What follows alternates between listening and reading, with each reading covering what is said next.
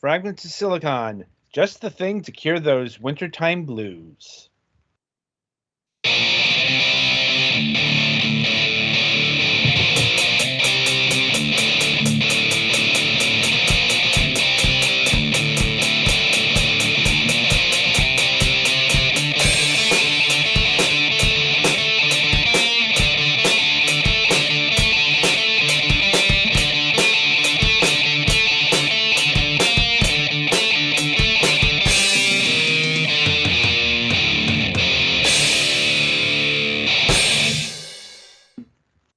It's been a while since I introduced one of the shows, and clearly that means that Galax is running late for some reason. He probably will show up at some point.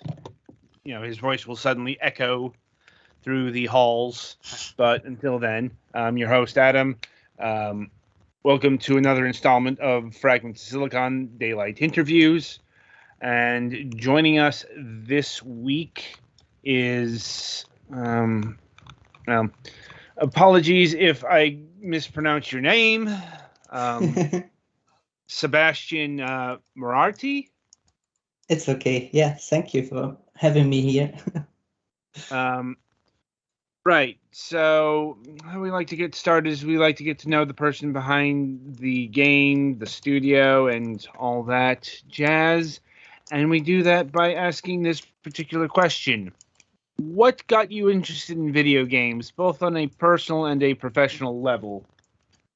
It's a little long story, but in short, I was playing since I'm a child, every kind of games, and I love it. The adventures and all the worlds, the people who are created, and it had give a point in my life where I have to rethink all of what I had done. It was 4 years ago, and I accidentally found then the Unreal Engine and start to play with it and to make experimental stuff. And then I saw that it could grow something out of it, and I began to work on Heart in the Dark. And it's my first game, and it was never a dream to be a programmer because I never thought I could do it. But with the Unreal Engine, it was possible for me to work something out, and here I am now. I mean, that is the, I suppose, magic of the Unreal Engine, and for that matter, Unity. Like, you don't need actual programming skills to build a game with it. Like, That's not it. not the same way if you were like building your own code.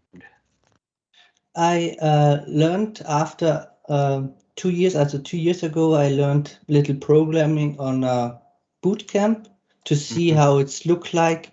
But in general, I teach all of the skills to myself, also the 3D drawing and the characters to animate, all it's learning by doing. Right. And you said you accidentally stumbled upon the Unreal Engine. Like, how? Yeah. What does that mean exactly? It had given a time in my life where I was only sitting in a room and think about what I should do now. And I was surfing on the internet and found then the Unreal Engine to create something new because I was drawing this time a lot, and I thought when you draw something in 3D, it's only static. It doesn't move. You can control it. And with Unreal Engine, you have the ability to make all of it to life. So it was the next step to evolve and to fill my time with it. And then I began to work on it every day. Since 4 years, I spent the whole life since 4 years to this game because it's make me, how to say, I'm like, it's stupid to say, but it's like therapy. It's what had happened in my life let me be not so confident, and when I'm in this world, I feel I can forget about all this what happened. I'm sure there's more going on there, but we'll leave it at that. Anyway, so the game is called Heart in the Dark. Yeah. Does that pertain to anything in the world? Is there Yeah. The story is like that you are an alchemist from the Middle Age, and you try to figure out what's going on in the Middle Age, why they are so violent and so miserable conditions there. And he makes some magic rituals, and accidentally it's opened a portal to another dimension, and then he was sucked into it. And in this future, it's give no more humans with flesh and blood. There are only machines there, and he is the only heart in this case who is in this darkness. So the protagonist, the Leonidon, is the only human who have a pulsating heart in this case. Okay, so it's not a literary illusion or anything like that. No. Right. And where did the idea to do this game, like the story and the world and all that stuff, where did all that come from? It's progressing or evolving over time. I began to draw the main character, and then I create some worlds and more, and one gives the other, and I think about what could be fitting for the whole situation there, and then I created the story step by step.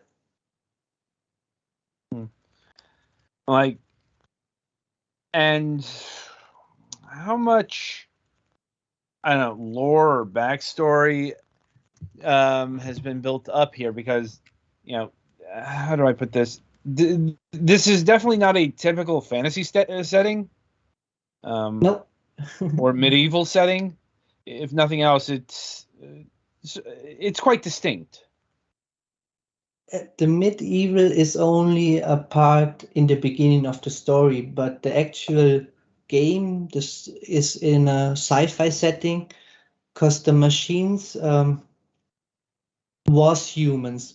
So the story goes like this: the humans began to be greedier and wanna be all the time better and better, and make some implantats, and the AI also involved, and grows bigger, and all the time it takes more and more parts of the human life will be controlled by AI. The parts of the body still no more human, they are mostly machines, and till a point the machines connected to this how to say one AI who control everything. And then the human soul is trapped in these machines, and they work as an energy source for it. They have a technology to gain energy from the core of the soul. How to say, yeah, like that. And from what I've read, this game is using an elemental system. Yes. Correct? Now, is that your typical 4 elements, or are there a different shuffle here? No, it's the typical. Also, it's give 4 base elements, and the 5th element is only in form of a rune. You can craft runes, and you can equip it to your sword, and this gives you special bonuses. And you have fire, water, earth, and wind. Yep. And you can combine this. So my goal was to create a fighting system who is capable to change styles without to go in a menu. And that's why I choose the way it is. You can fight and change from fire to earth or fire to water, and you all the time create different styles. And with the change, when you have it's give a combat meter, and when this is full, you have access to a special variety of attacks. And also you can make like a magic ability. When you go from fire to wind, you make a fire aura or fire burst. Or when you go to from fire to ground, you make like an earthquake or a volcano. It comes flames out, it's little AoE on the ground. And when the enemies are inside, then you can make more damage over time. Or when you go from water to air, you can freeze the enemies. Then they stay still for a few seconds, and so you can combine these 4 or 3 layers of combat with each other. And yeah, Well, that certainly sounds fairly elaborate. Like, and we saw a bit ago, there seems to be, well, an alchemy system of some sort. yes. How does that work? So when you have enough flowers collected, then you can go to the altar, and then you have to play a little mini game. There you choose the recipe that you want, and then you press craft, and then it's open a little timeline, and music will play. And in the bottom there are buttons with arrows, and you have to press them in the right moment. If you press them a little too earlier or too late, it's give a normal potion, but when you hit the exact right moment, you create the bad or the special kind of this potion. For example, you have the standard heal potion who give you 10%, and the special heal potion, the small potion, will give you then 15%. So you will be rewarded if you play this game good or bad. That makes sense. And I'm assuming that you gather reagents for your abilities. Like, Yeah, like flowers and stones you have to collect, and then you have in principle the reagents to create this stuff.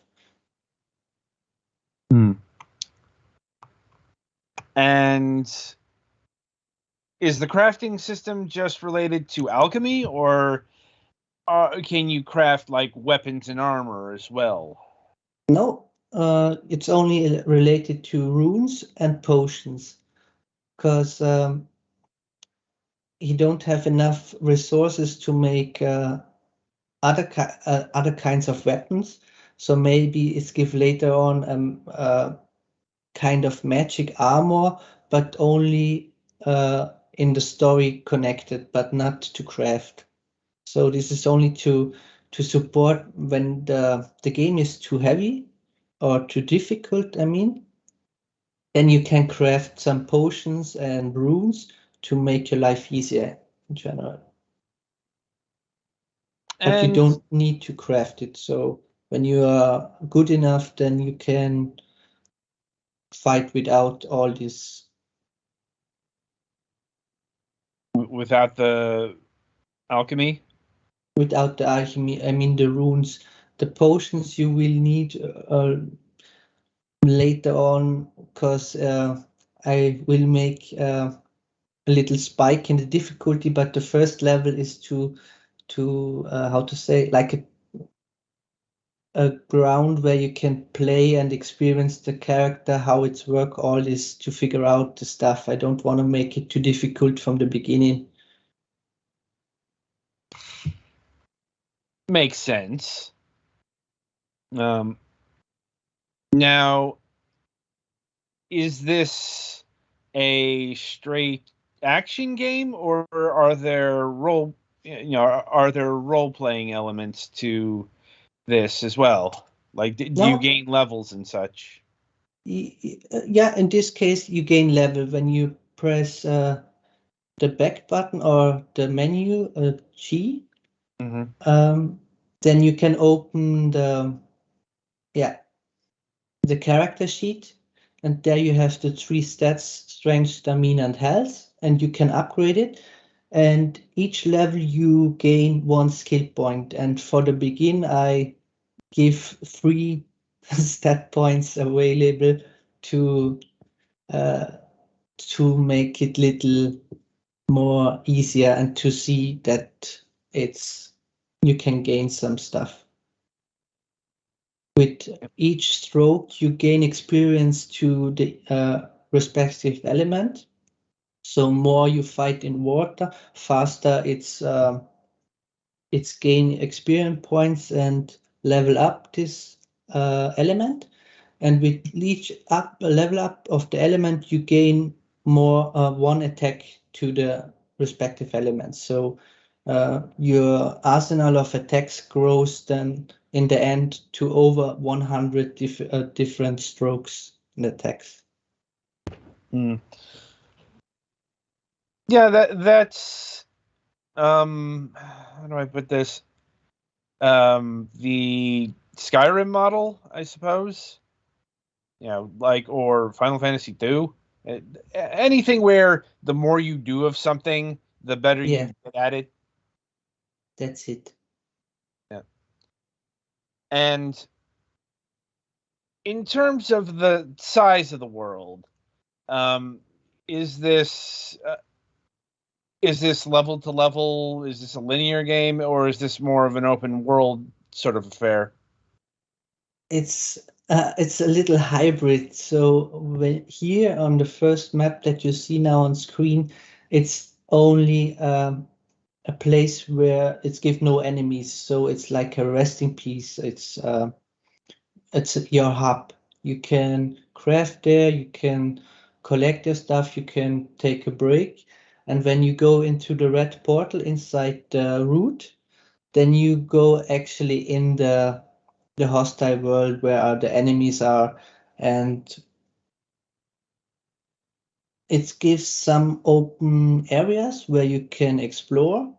And when you have reached the key point, then it goes fairly linear. It's not straight all the way up, but it has some how to say, some crossroads there where you can travel back and forward. Hmm.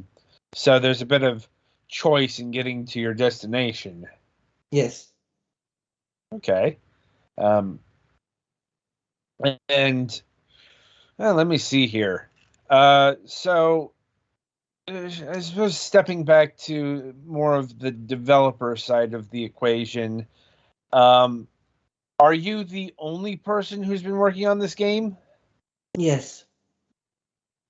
And Since you handle all aspects?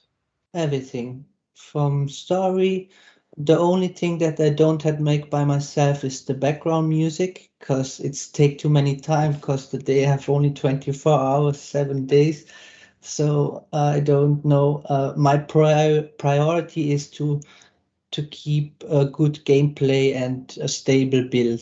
And the background music, it's something that I had uh, make connection with the guy, and he will help me with that to make the songs of the music, because I wanna have a peaceful music when you don't fight, and when you are in the combat that you have little how to say, that you know from the sound, okay, now I'm in danger. Right.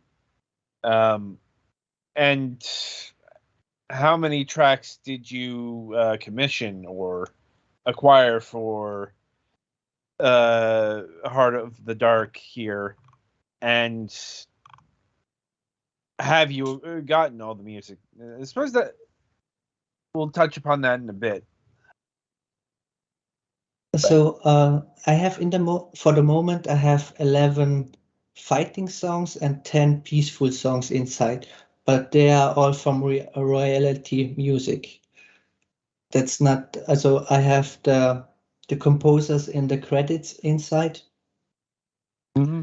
And the plan is later on in the finished version that I have from one composer the whole music like a music team, that it's fit all together.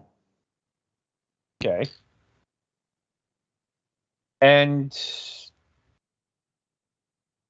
shifting more into the state of the game, because this game is currently in early access. Yeah. So how long ago did it launch in early access? It was November 2019. And Okay. it's a long time, I know, but I was very naive. I thought I can build the game with the gamers, but early access means not like that. It means that you have nearly a finished product and you bring it to the market. And I don't had know it, or I don't was thinking about that. And yeah, 2020 was for everyone a difficult time, and also by me, it's had little got breaks in it to work on it because of my health and all that. But as long as since 2019 I work on it, so I hope when all went well, I'm finished the game with 9 chapters. For the moment, it's only the first one inside, and all the 9 will be finished at the March of 24. Like, so you're anticipating another year of content building. That's it. The base game, all it's now inside, and now it's to make the other acts and the content for it. Like, and how much more are these other chapters? In terms of gameplay time, or what do you Yeah, mean in by terms of the that? game, like how much more of the game essentially has to be added? Mm, I had programmed it that I could reuse the actors of the logic and to give them only other face. So I have to draw some new characters or enemy models and make some landscapes and integrate the rest of the story to the landscape so they fit to each other. And then you have 9 chapters, I think 20 hours of gameplay, something like that. Okay. And that still sounds lofty, given that you are one person. So I suppose my question here is, do you think you will be able to reach your goal within the year or so time span? I think so. So, because as I say, I had make some. I don't have to rebuild every world separately, because the logic behind can be reused. So the base logics they're still there, and I can switch landscapes and make them the way I want them, and integrate them very fast. So the big step is to fit all them together, but to create single pieces, it's not so much work as when I have to rebuild it the first time. Okay. And I suppose it would be well to do to address the feedback you've gotten in the early access period, if you have gotten that. No, that's the point. So I don't have got any feedback. from the Steam side or reviews. In September of 22, I was in London on the EGX. And I had got very positive feedback, so the people was really amazed and they had got fun to play it. So I think this is my only source, and I think the people like it when they was honest. So I'm not sure where I am with this game. So that's my point. I build it, I work on it, and on Twitter it's also got middle reception, I say.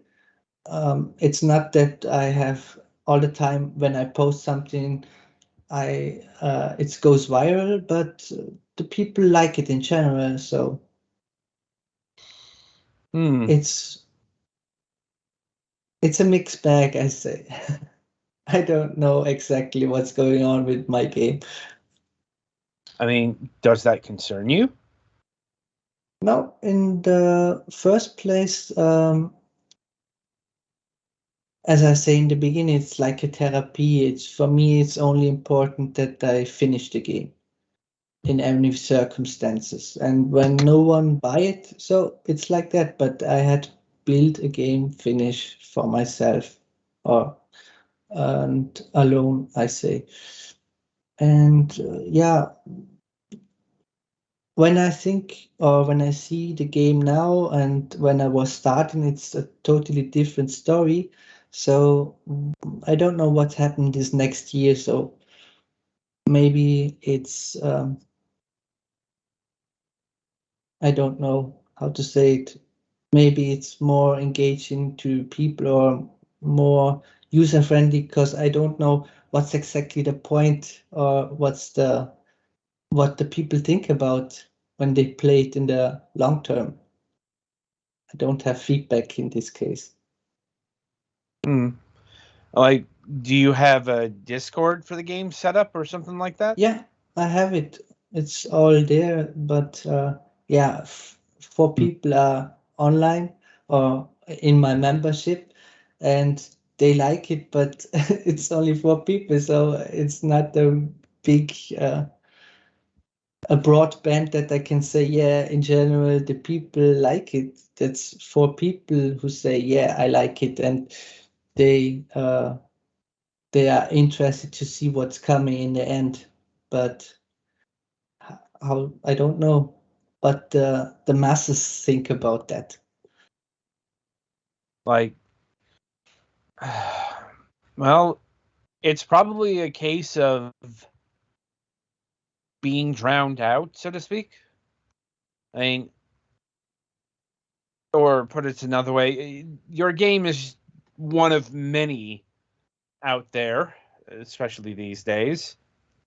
And yeah,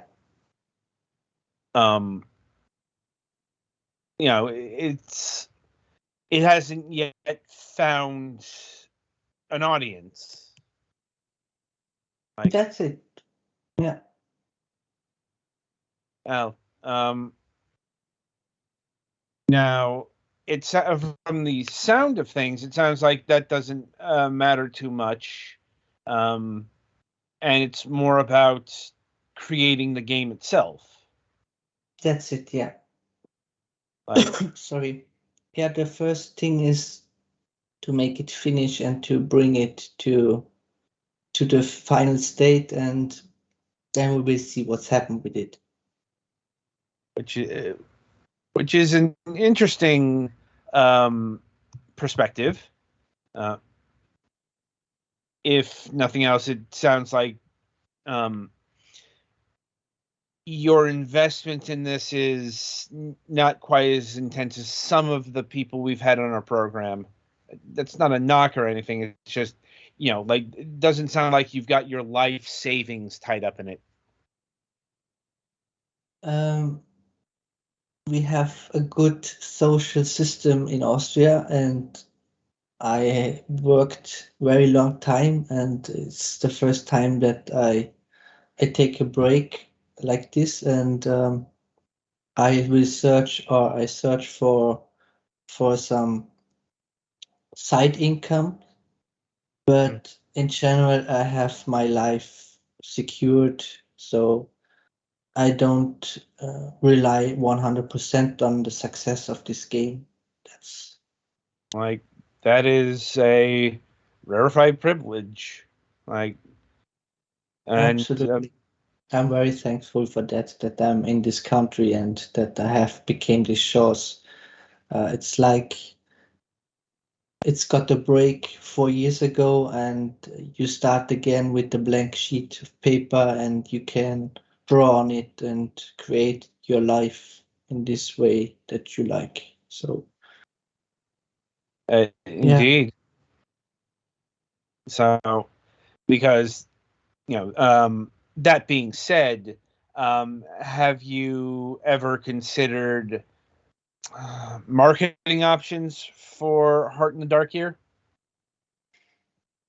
I thought marketing of the EGX, it's cost me more than 50,000 grand.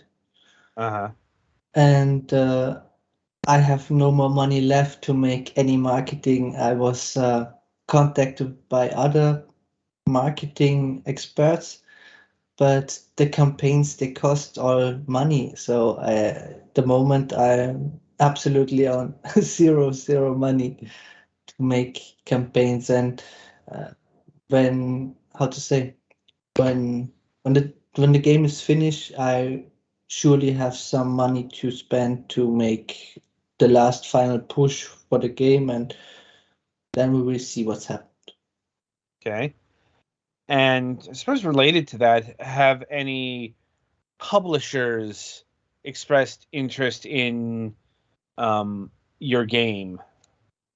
When I was on EGX, I have 2 meetings with the publisher, and they try it out. And one was Nintendo, but I couldn't go with them because my game is too graphic intensive. Because I have when I would go to Nintendo, I have to rebuild the whole game from the scratch nearly in terms of the graphic settings. So uh, one was Squirrel Games or something like that, a French publisher, and he in the end he don't had agree with it because it's not the kind of games that they support. But I don't have to search again for a publisher yet. I will do it in the future, but I think the game need little more polish and content for to be, how to say, showable to other or pitchable. I suppose so. I'm like, gotta admit, I'm surprised Nintendo was in that mix, given, this is a fairly graphically intensive game. Yeah. Like, anyway, in terms of pricing, is this game? What is the price of the game right now, and is it going to remain that, or is it going to change as the game goes through the early access process? Also, it's give only one price, so it's for the moment $15, and it will stay till the end on it. So it's give only this price because it's my first game. I don't uh, wanna be charging. Also, I started higher, but I thought then all of this crisis, people have less money, and I reduced now the price that I want that people have fun and can play it, and not to be greedy and to charge people for my first game some $50 or something like that. Like, fair enough perspective. And granted, I don't know of many indie games that price all the way to 50. Like, 15 is definitely a pretty typical price for a game like this. I think also, yeah. And it might be a bit early to ask this, but do you have any like ideas beyond your first game here? Yeah, the golden plan, or how to say it, is that I can make enough money with the game to fund a game studio, that I can hire 1 or 2 additional developers to create the little game studio and to create wonderful games. Well, hopefully that is a dream that can be achieved. Yeah, one way or another, time will tell. So, as I know from the past, it comes all to me in the right moment, in the right time, even if sometimes you don't see it, as you have to go through this process, but you need all the ups and downs in your life to become where you have to supposed to be. Well, hopefully this game continues to help you in that therapeutic manner. Right. Yeah, sure. And hopefully you will also meet your development targets. Like, right. I suppose I've run through my gamut of questions. Petty, do you have anything to add? I think I'm good. All right. So, Sebastian, I want to thank you for taking time out of your schedule and being with us here today. It was a lovely conversation. And once again, good luck to you on your development journey. Thank you very much for having me here. It's a great pleasure and was a nice conversation. Thank you very much to both of you. No problem. No problem. Anyway, the game is Heart in the Dark. It is currently available on Steam Early Access for $14.99. And if you want to try before you buy, there is a demo currently available. So be sure to either pick it up, wishlist it, or at least try out the demo today. All right, so that'll about do it for this installment of Fragments Silicon.